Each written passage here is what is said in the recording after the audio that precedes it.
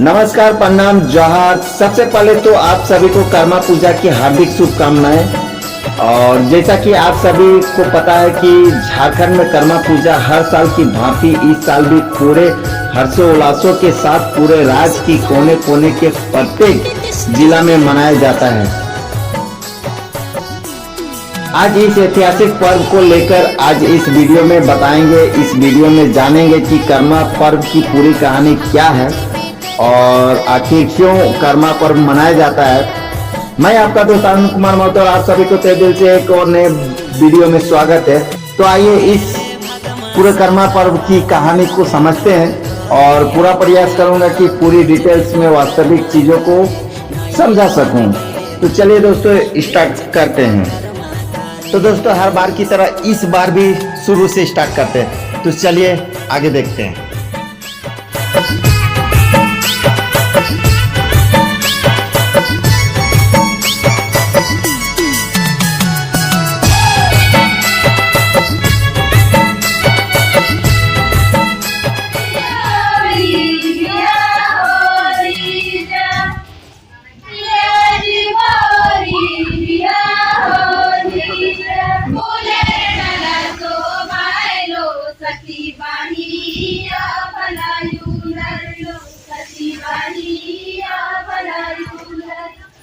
तो इस वीडियो में आज हम बताने वाले हैं कर्मा और धर्मा का जो कहानी है कि कर्म पर्व हम लोग क्यों मनाते हैं और किस लिए मनाते हैं। आज इसी पे हम लोग बातें करेंगे और बहुत सारी हम जानकारी देंगे कि इसके पीछे का क्या राज था जो कि इस पर्व को मनाया गया, क्या जिसका भी जितना भी रीति है, रिवाज है, आज हम उन लोगों के बारे में आज बात करते हैं। तो बस बने रहिए मेरे वीडियो में और खूब सारा एंजॉय करिए और बस जानिए कि जो पर्व है इसको खास करके जो लोग होते हैं, जैसे जो अविवाहित रहते हैं, जो भी लड़का और लड़की विवाह से पहले ही ये वाला पर्व मना सकते हैं। जब उनका विवाह हो जाएगा उसके बाद ये पर्व नहीं मना सकते वो। और हरम पर्व है वो पाँच तरह से मनता है। सबसे पहला होता है इंद करम, उसके बाद होता है कड्रू करम, उसके बाद है दसई करम और अधवारी करम और सोहराई करम। तो इसी में भी एक और हमको जैसे कि हम लोग बोलते हैं कि हमारा जो रिवाज है, रीति रिवाज, जो जगह जगह पे थोड़ा बहुत चेंज होता है। तो एक करम ये भी बोलते हैं बुढ़िया करम, जैसे कि बहुत लोग आप लोग सुने होंगे। तो ये जो बुढ़िया करम का एक बहुत अच्छा हम वो बताते हैं कि बुढ़िया करम खास करके तब मनाया जाता है जब किसी गांव में वर्षा की कमी होती है। जब वर्षा का बहुत अभाव होता है, उस गांव में खेती बाड़ी करने को बहुत मुश्किल होता है। तो ये एक नियम है कि अगर वर्षा नहीं होती है तो वर्षा देव को खुश करने के लिए वो लोग बुढ़िया लोग ही करेगी, जो जितने भी गांव के बूढ़े बुजुर्ग हैं वो लोग मिल के अखड़ा में कर्म गाड़ते हैं। और ये जो कर्मा पर्व है खास करके लोग आंगन और अखड़ा में ही ये पर्व मनाया जाता है। और ये जो पर्व है जैसे कि हम लोग कहते हैं भाई और बहन का रिश्ता का पर्व है। जो बहनें हैं वो अपने भाई के लिए ये पर्व करती है। बट इससे भी सबसे ज़रूरी बात है कि भाई और बहन का तो प्यार है ही इस पर्व में, बट साथ में लोग इसे जो युवा है, जो भी अविवाहित लड़की या लड़के हैं, वो पुत्र या संतान प्राप्ति के लिए ही ये पूजा को खास करके किया जाता है। तो सबसे पहले हम लोग इस पर्व का शुरुआत करते हैं जावा उठाने से। जावा एक बहुत ही महत्वपूर्ण इस चीज़ में पूजा में एक हिस्सेदारी निभाता है, क्योंकि हम लोग इसी जावा का ही खास करके उसमें चढ़ावन के रूप से हम लोग इसको चढ़ाते हैं। और बहुत सारा चीज़ है, हम आगे आप लोग को बताते जाएंगे। तो इसमें होता क्या है जावा उठाने में कि जो गांव की बहनें होती हैं, जो वो लोग जाती है और एक टोकरी में वो लोग बालू लेके आती है, जो कि उन लोगों का या नदी से हो सकता है या फिर जहाँ से भी उनका नियम है, वो लोग बालू लेके आती हैं उस टोकरी में। और उस टोकरी में बीज डाला जाता है, जैसे 5 तरह का, 7 तरह का या 3 तरह का, जौ, मक्का, मटर, उड़द हो गया। फिर इसी तरह से बहुत सारा चीज़ है जिसको उसमें मिलाकर डाला जाता है। उसके बाद में उसको 9 दिन के बाद या 7 दिन के बाद वो पूरी तरह से तैयार होके पूजा के दिन ही उसको चढ़ावन में चढ़ाया जाता है। ऐसा ये नियम है। और इस 7 दिन के, इस 9 दिन के का जो क्रम होता है, उस क्रम में जो बहनें उस जावा को उठाती हैं, वो उनको हर शाम हर सुबह उसको सेवा किया जाता है। उसको जाकर के पानी छिड़काना या जो भी उसका हल्दी पानी कहा जाता है चूना और हल्दी को मिला के पानी बनाया जाता है। उस पानी को सुबह और शाम जाके उस जावा को जगाना पड़ता है, उसको जावा जगाना कहते हैं। और जितनी भी बहनें उस काम को करती हैं जावा जगाने का, वो ना मांस मछली इनका कोई सेवन नहीं कर सकती है। वो उनको सादा 9 दिन का उपवास, सादा खाना पीना खाना रहता है। यही उनका अपने तरफ से ये है कि विश्वास है, और वही विश्वास से उठाती है और उनका बहुत कुछ अच्छा जावा निकलता है। और अगर कोई इस चीज़ में गड़बड़ होता है तो जावा जो है वो ख़राब हो जाता है। अगर गलती से खा गई है, जो जावा उठाई है, अगर मीट मछली खा गई है तो शायद वो जावा में कुछ हो जाएगा, उसमें कीड़ा लग जाएगा या तो वो निकलेगा ही नहीं। तो इसमें बहुत ही विश्वास भरा है, ये बहुत विश्वास से काम करना पड़ता है। तो ऐसा होता है जावा का, और उसको सेवा करना पड़ता है और पूजा के दिन उसको निकाल के फिर पूजा किया जाता है। तो अब आते हैं हम लोग कहानी की ओर कि इस कर्मा का पूजा करने का शुरुआत कैसे हुआ, क्या ऐसा घटना घटी थी जिसकी वजह से ये करम देव का हम लोग पूजा करना प्रारंभ किए। कहानी का शुरुआत इस तरह से होता है कि 2 दंपत्ति होते हैं जिसका नाम होता है बिरसा और ननकी। तो बिरसा और ननकी का काम, दोनों दंपत्ति होते हैं और शादी के बहुत बाद भी उन लोगों का कोई संतान नहीं होता है। दोनों खेती बाड़ी करते हैं, खेती बाड़ी करते ही अपना जीवन यापन करते हैं। तो जब बहुत साल के बाद जब उन लोगों को निसंतान से वो लोग बहुत परेशान होते हैं कि उन लोग का संतान क्यों नहीं हो रहा है। तो एक दिन ऐसा होता है कि दोनों पति पत्नी जो बाड़ी है वहाँ जाके वो लोग काम करते हैं और दोनों काम करते करते बहुत थक जाते हैं। तो जो ननकी होती है उसको बहुत थकावट होता है, तो वो बाड़ी के किनारे ही एक करम का पेड़ था, उस करम के पेड़ के नीचे बैठ जाती है। उसी छांव में जो पेड़ का छांव है उसी छांव में बैठ जाती है ताकि उसको थोड़ा आराम मिले। और दोनों पति पत्नी कुछ बातें करते रहते हैं और बातें करते करते ननकी को आ जाता है नींद। जब ननकी उस करम के छांव में, करम पेड़ के छांव में जब नीचे वहाँ सोती है तो उसके सपने में कुछ एक ऐसा सपना आता है जो कि उसका जीवन पूरा ही बदल देता है। उस सपने में होता क्या है कि ननकी को करम देव का सपना आता है और वो करम देव ननकी को सपने में कहते हैं कि अगर तुम मेरे 3 डाल को लेकर के तुम अपने आंगन में या अपने गांव के अखड़ा में जाकर गाड़ोगी तो तुमको संतान की प्राप्ति होगी और जो भी जिंदगी में तुमको खुशी है वो सब कुछ तुमको मिलेगा। तो वो जब नींद से जागती है तो वो अपने पति को, बिरसा को, ये सब कुछ बताती है कि हमको नींद में हमको ऐसा सपना आया, ये जो पेड़ है, इस पेड़ के जो देवता है, करम देवता है, उन्होंने मुझे ऐसा कहा है। तो वो लोग दोनों इस चीज़ से सहमत हो जाते हैं कि जो भी उनको सपना में भगवान कहे थे वो इस चीज़ से सहमत हो जाते हैं और करने के लिए राजी हो जाते हैं। उसके कुछ दिन के बाद ही वो लोग, जिस तरह से हम आप लोग को बताए थे कि जो करम का जो पूजा होता है वो भादों के शुक्ल पक्ष के एकादशी के दिन किया जाता है, उसी दिन दोनों पति पत्नी ने 3 गो करम डाल का। और इसमें ध्यान देने वाली ये बात है कि जो हमारा करम कटाता है, जितने भी गांव हैं यहाँ पे, तो जो भी करम कटाता है, जिस पेड़ से अगर करम लाया जाता है वो हमारे गांव के सीमांत से बाहर का होता है। मतलब उसी गांव का उस करम का जो डाल है वो नहीं होना चाहिए। अगर दूसरे गांव से भी आप ला सकते हैं बट अपने गांव का पेड़ से आप उसको पूजा करने के लिए नहीं ला सकते। तो ये लोग लेके जाता है करम का पेड़ और अखड़ा में उसी तरह जिस तरह से उन लोगों को बोला गया था कि आपको ऐसा करना है, तो वो लोग दोनों मिल के पूजा पाठ करते हैं। पूरा गांव मिल के इस चीज़ को करम देव का कर्मा पूजा करते हैं। और ठीक इस पूजा के 1 साल के बाद उस दोनों दंपति को, बिरसा और ननकी को, पुत्र की प्राप्ति होती है। वो भी जुड़वा पुत्र की प्राप्ति होती है जिसका नाम रहता है कर्मा और धर्मा। जो कर्मा होता है वो बड़ा भाई होता है और धीरे करते करते उन दोनों के 7 पुत्र होते हैं और एक उसकी पुत्री होती है। और उनका जो परिवार होता है बहुत ही बड़ा भरा पूरा, बहुत ही बड़ा फैल जाता है परिवार। 7-8 बच्चे हैं, दोनों खुशहाल जिंदगी है और उसके घर में सब कुछ बहुत अच्छा से चल रहा होता है। बट अब मुश्किलें तब आती हैं जब परिवार बढ़ जाते हैं और उन लोगों को थोड़ी सी परिवार को चलाने में, जो भी परिवार यापन करने का जो भी तरीका होता है उनको चलाने में उनको थोड़ा सा मुश्किलें आती हैं। तो जो कर्मा, जो बड़ा भाई होता है, वो सोचता है कि हम लोग को अब थोड़ा दिक्कत हो रहा है परिवार को चलाने के लिए, तो हम लोग ऐसा करते हैं कि हम लोग परदेश जाते हैं काम करने के लिए, और प्रदेश जाके काम करेंगे तो शायद हमारा ज़िंदगी जो है और अच्छा होगा, जितना खुशहाल अभी है उससे ज़्यादा खुशहाल होगा। तो वो चला जाता है कुछ भाइयों को लेकर के काम करने के लिए परदेश। जो धर्मा होता है वो गांव में ही रहता है, और ऐसे करते करते बहुत साल बीत जाता है। बहुत साल बीतने के बाद जो कर्मा होता है वो सोचता है कि अब हम लोग बहुत पैसा कमा लिए, अब हम लोग चलते हैं अपने गांव, जो हमारा घर है, जिस चीज़ के लिए हम लोग आए थे, हम लोग बहुत पैसा कमा चुके हैं, अब हम लोग को वापस चलना चाहिए अपने गांव की ओर और वहाँ अपना जीवन यापन करना चाहिए।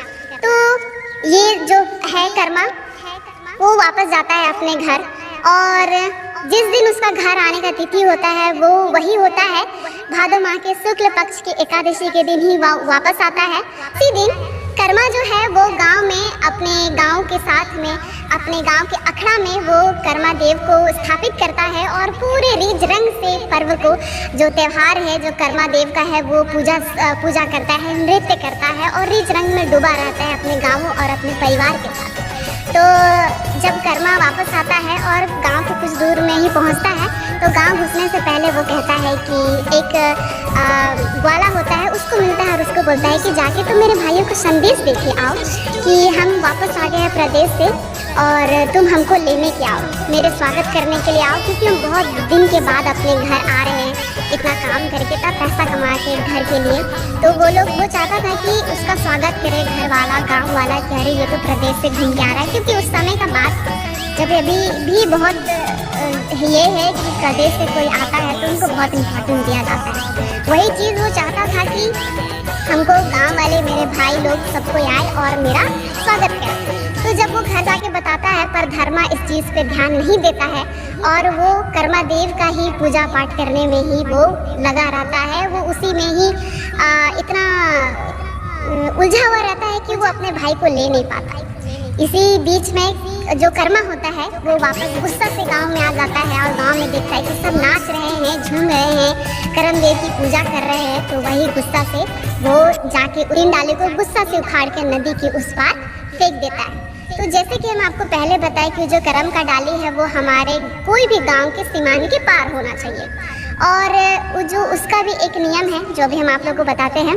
तो जो कर्मा का डाली है वो सीमान के पार होना चाहिए। तो कर्म डाल को 3 कर्म 4, जैसे कि हम लोग जानते हैं कि 3 कर्म डाल हम लोग अपने अखड़ा में गाड़ते हैं, पर इसका सच्चाई ये है कि हमारा जो भाइयों लोग जो जाते हैं कर्म काटने के लिए कर्मा के दिन, उस दिन वो लोग 4 कर्म का डाल काट के लेके आता है और 3 कर्म का डाल गांव के लिए लेके आता है और गांव को देता है, जिसमें कर्म देव की हम लोग पूजा करते हैं।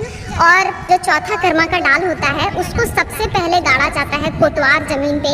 जैसे कि सबका अलग अलग नियम है सारे गांव का, किसी कोई जो है वो कोटवार जमीन पे गाड़ेगा, पहनाइन जमीन पे गाड़ सकता है, देशवाली जमीन पे गाड़ सकता है, और जैसे इसी तरह के बहुत सारे जो जमीन होते हैं उस जमीन में सबसे पहले कर्म का एक डाल को गाड़ा जाता है, उनको समर्पित किया जाता है, तब जाके ही वो 3 डाली को गाँव में लेके आते हैं। जब कर्म काटा जाता है तो कर्म काटने जैसे कर्म कटाया और उसका डाल जमीन पे नहीं सटना चाहिए, अगर वो सट गया तो हम उसको लेके नहीं आ सकते हैं कर्म पूजा के लिए। वो जमीन में उसका जमीन पे जो स्पर्श होता है वो एकदम नहीं होना चाहिए। विदाउट स्पर्श आपको डाली पकड़ के पेड़ से उतारना है और आपको डाली को जमीन से स्पर्श होने नहीं देना है। वहाँ का एक नियम है कि जैसे वो डाली कटती है तो उस डाली को 3 सखुआ के पत्ते और चीरा नामक एक घास होती है, उस घास की डोरी बनाई जाती है। उस डोरी से ही उसका जो निचला पार्ट होता है उसको बांध दिया जाता है, और बांध के ताकि वो जमीन में सटे ना, उसका जो आखिरी भाग है वो जमीन को स्पर्श ना करे या किसी से टच ना हो, उसको बांध के, यही नियम है कि उसको बांधा जाता है और बांध के फिर लेके आया जाता है। 4 कर्म का डाल को, 1 कर्म का डाल को वही कोटवार देश वाले या पहनाइन खेत में गाड़ा जाता है और 3 को हमारा अखड़ा में ले जाया जाता है पूजा करने के लिए। तो जैसे जो कर्मा होता है वो वापस आके देखता है तो कर्म का डाल को वो गुस्सा से उखाड़ के नदी के पार फेंक देता है और बहुत गुस्सा होता है अपने भाइयों पे कि हम प्रदेश से आए और तुम लोग मेरा सेवा नहीं करके इस डाल का सेवा कर रहे हो। इस डाल में क्या है ऐसा जो तुम लोग हमको सेवा नहीं करके तुम लोग इस चीज़ को सेवा कर रहे हो। ऐसा करके बहुत गुस्सा दिखाता है और वो दिन पार हो जाता है। धीरे धीरे समय बीतता है और जो खुशहाल उन लोगों का परिवार था, जो बहुत अच्छे से खुशी से वो लोग जीवन यापन कर रहे थे, सारे भाई बहन माता पिता, उन लोगों का पूरा जीवन दुख से भर जाता है। धीरे धीरे उन घरों में इतना दुख आ जाता है कि उन लोगों के पास खाने पीने का भी कुछ नहीं बचता है। पूरा स्थिति ही पलट जाती है। दुखों का पहाड़ टूट पड़ता है, खाने के लिए भी लाले पड़ जाते हैं। तो एक दिन कर्मा को एक आकाशवाणी से बात सुनाई देती है और उसे कहती है कि जो भी तुम्हारे घर में घट रहा है वो तुम्हारे कर्म की वजह से हुआ है। तुमने कर्म देव को नाराज किया है, तुमने उसको बहुत अपमानित किया है और तुमने उसे इस तरह फेंक दिया और बहुत ही कुछ किया जिस वजह से तुमको ये सब झेलना पड़ रहा है। अब अगर ये सब तुमको सुधारना है, फिर से तुमको सब कुछ सही करना है, तो जिस कर्म डाल को तुमने नदी के पार फेंक दिया था, उसी कर्म डाल को तुम वापस लेके आओ और अखड़ा में स्थापित करो, तो तुम्हारा सारा दुख दूर हो जाएगा। तो वो इसी आकाशवाणी के ये में सुनकर, इसी बात को मान करके वो जाता है, वो कर्म डाल को ढूंढने के लिए निकल जाता है। जब बहुत दूर जाते जाते उसको एक बहुत जोरों से प्यास आती है। उसको लगता है कि अब हमको पानी पीने की आवश्यकता है, तो उसे एक तालाब दिखती है। जब वो तालाब के पास जाता है पानी पीने के लिए और अपने दोनों हाथों से पानी को उठाता है, तो उस पानी में देखता है कि बहुत सारे कीड़े हो गए हैं। उस कीड़े की वजह से वो उस तालाब का पानी पी नहीं पाता और फिर वो पानी को छोड़ फिर वो अपने जो उसका मकसद था कर्म डाल को ढूंढने का, वो आगे निकल जाता है। और निकलते निकलते जाते जाते उसको फिर थोड़ी देर में उसको भूख भी लगती है। सोचता है कि ठीक है, हम पानी तो नहीं पी पाए, पर अब हमको भूख भी लग रहा है, तो हमको कुछ खाना चाहिए। उसे आगे जा कर के एक चिरकुट्टा दिखाई देता है, तो वो सोचता है कि चिरकुट्टा से जाके वो चूड़ा मांग के खाते हैं। तो उसे मिल तो जाती है, पर जैसे ही वो खाता है और मुंह में डालता है और चबाता है, तो वो चिरकुट्टा में जो चूड़ा दिया था, उस चूड़ा में उसको बड़े बड़े कंकड़ मिल जाते हैं। तो वो कंकड़ की वजह से वो उसे भी नहीं खा पाता। फिर वो आगे जाता है, फिर आगे बढ़ जाता है, चूड़ा भी वो खा नहीं पाता है, उसमें भी कंकड़ उसे मिल जाती है। तो फिर वो आगे जाता है, आगे जाके फिर उसे एक बारी दिखाई देती है। उसी बारी में बहुत सारे खीरे लगे हुए रहते हैं। तो वो सोचता है कि हम जाते हैं और उस खीरा को खा के हम अपना फिर से भूख मिटाते हैं। पर जैसे ही वो खीरा को तोड़ के खाता है, तो वो खीरा में भी देखता है कि बहुत सारे कीड़े लगे हुए हैं, तो वो उसे भी नहीं खा पाता है। फिर और आगे बढ़ता है, तो वो सोचता है हम बहुत थक गए हैं, इतना तलाश कर रहे हैं, घूम रहे हैं, फिर रहे हैं, तो हमको मिल नहीं रहा है, तो हमको थोड़ा आराम करना चाहिए। तो उसे एक घोड़ा दिखाई देता है और वो सोचता है कि हम घोड़ा में बैठ के जाएंगे तो हम जल्दी पहुंच जाएंगे। ऐसे करके सोचता है, तो वो घोड़ा के पास जाता है और घोड़ा को बोलता है, घोड़ा, तो हम ऐसा किए हैं, करम डाल मेरे से गलती से हम उसको गुस्सा से ऐसा कर दिए थे, तो हमको उसी को खोज में निकले हैं। तो जैसे ही घोड़ा ये सोचता है, सुनता है कि वो करम देव का अपमान किया था, वैसे ही वो घोड़ा वहाँ से भाग जाता है और उसकी मदद नहीं करता है। इसी रास्ते में उसको बहुत सारी चीज़ें मिलती हैं जो कि हम लोग को सुने हैं, बट जो ज़रूरी है वो हम आप लोगों को बता रहे हैं। तो बहुत कुछ उसको मिलता है जो वो नहीं कर पाता है। फिर आखिरी में एक उसको नदी मिलती है। उस नदी में उसको एक मगरमच्छ दिखाई देता है।